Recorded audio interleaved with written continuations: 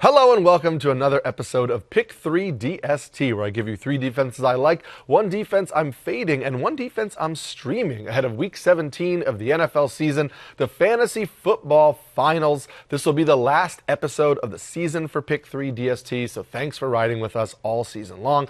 As a reminder, this video will not be my full weekly DST rankings. You can check the link below, which takes you to the article that I update as the week goes on. We get weather concerns and injury updates and things of that nature, and this time of year, it is particularly important to keep checking that article. We get tons of injury updates as the week goes on, like when the Chiefs ruled out Rashee Rice in the middle of the week, and that bumped the Titans into the top 10 for us, and that play hit, so we need to make sure to keep checking the article during the week. As always, we're going to start with our accountability check, and it was another pretty solid week for our video picks. Our sleeper defense, the Chargers, had just 5 points, so it wasn't terrible, but it didn't really hit. And our stud defense, the Eagles, also had 5 points, and while that wasn't a stud performance, that put them 13th on the week in what was a pretty low-scoring week for defenses. Our solid defense, the Bills, finished as the 7th ranked defense of the week. Our streaming defense, the Saints, was the top ranked defense of the week. And then the defense we faded, the Kansas City Chiefs, who were consensus ranked 3rd overall, finished as the 24th ranked defense. So that was a good hit for us. And we'll look to keep that going for the Fantasy Football Finals. My sleeper defense for the week is the Cleveland Browns. Consensus has them at 22nd, and I have them up at 9th on the week. Now, I should note I'm higher than consensus on the Ravens, and so they could have been a pick here, but I want to focus on the Browns for a couple of reasons.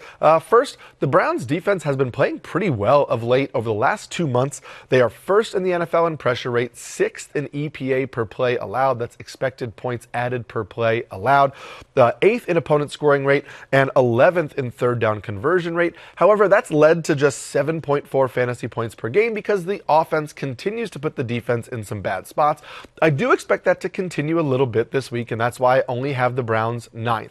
However, I am ranking them here expecting that DK Metcalf's suspension is going to be upheld. So I don't think the Steelers are going to have DK Metcalf. Calvin Austin III also left last week's game with a hamstring injury, which means that Adam Thielen could be the number 1 wide receiver for the Steelers this week. I think that means the Browns are not going to really have to focus on the passing game.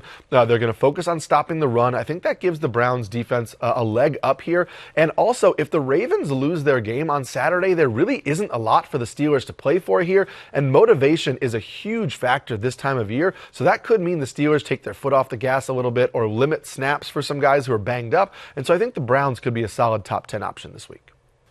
My solid defense for the week is the Jacksonville Jaguars. Consensus has them at 10th, and I have them up at 6th on the week. Now, the Jaguars were facing the Colts 3 weeks ago when Daniel Jones got hurt, and they put up 10 fantasy points in that game. Things are a little bit different now with Phillip Rivers under center, and I will say Rivers has looked better than I expected under center for the Colts, but the Colts have given up an average of 8 fantasy points per game to opposing defenses with Rivers under center. And this Jaguars defense has been really good. They rank 2nd in the NFL in EPA per play allowed over the last 2 months. They're 7th in opponent scoring rate. They're 11th in turnover rate, and they are averaging 9.1 fantasy points per game over the last 2 months. We know Phillip Rivers isn't really mobile. We know he doesn't have the arm strength to make a lot of throws, and so I think this Jaguars defense could take advantage of that. The Colts also lost starting center Tanner Bartolini to a concussion on Monday night. They lost their starting right guard Dalton Tucker to an injury, and so the Colts could be down 3 starting offensive linemen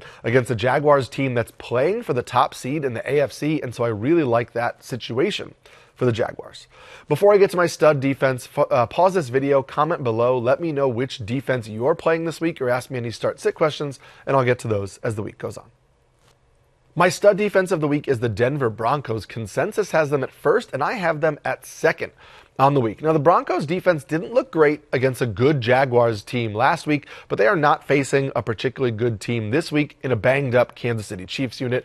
We talked about how motivation is everything this time of year. The Broncos, who are playing for the number one seed, have tons of motivation. The Kansas City Chiefs have basically no motivation.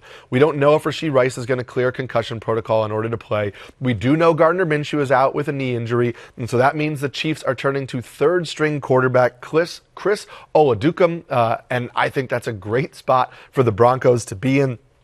We know the Chiefs also put 3 offensive tackles on IR this month, and so this team is really struggling. They're going up against the Broncos defense that over the last 2 months ranks 7th in pressure rate, 10th in third down conversion rate, and 10th in EPA per play allowed. They're averaging 7.6 fantasy points per game, but I expect that to push up over double-digit points in this matchup against the Chiefs' third-string quarterback and a Chiefs team that looks like they are ready to be done with the season.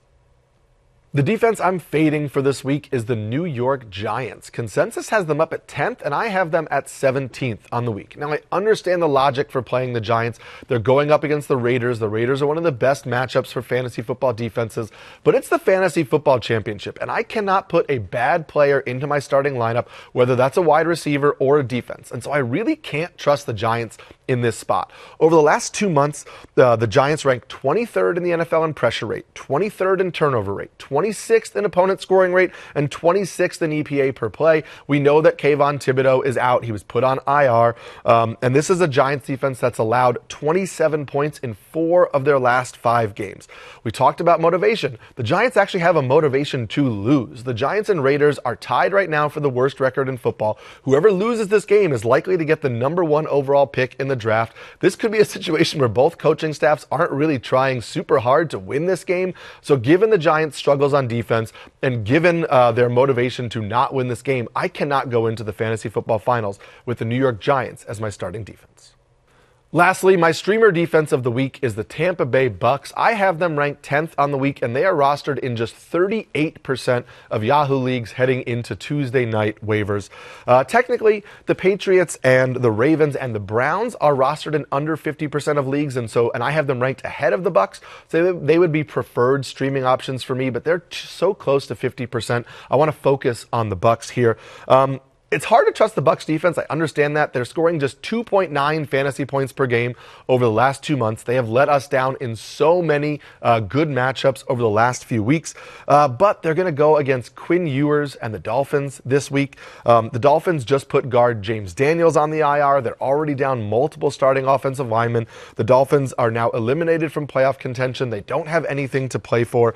The Bucs are playing for the NFC South title. And so I think you have one team with tons of motivation, one team with no motivation or limited motivation. You've got a backup quarterback starting here. I think the Bucs are going to finally take advantage of that and put up a solid point total here, but they are just a top 10 option for me, fringe top 10 option. I don't think this is a smash spot for them.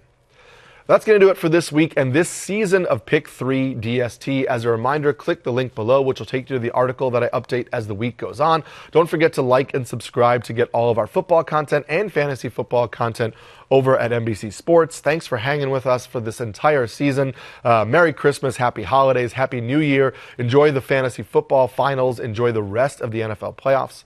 Good luck on Sunday.